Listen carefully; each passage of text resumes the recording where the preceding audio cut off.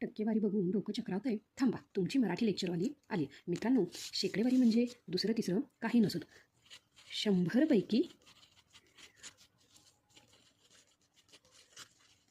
किती इतकंच असतात.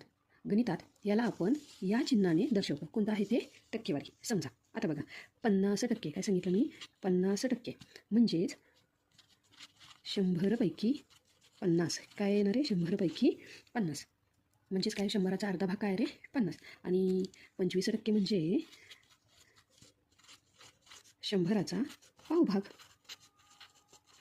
म्हणजेच काय? 25.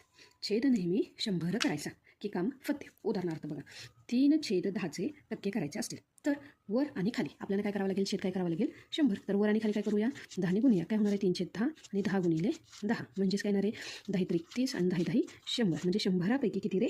30 झाली का नाही? 30%. लक्षात आलं का विद्यार्थी?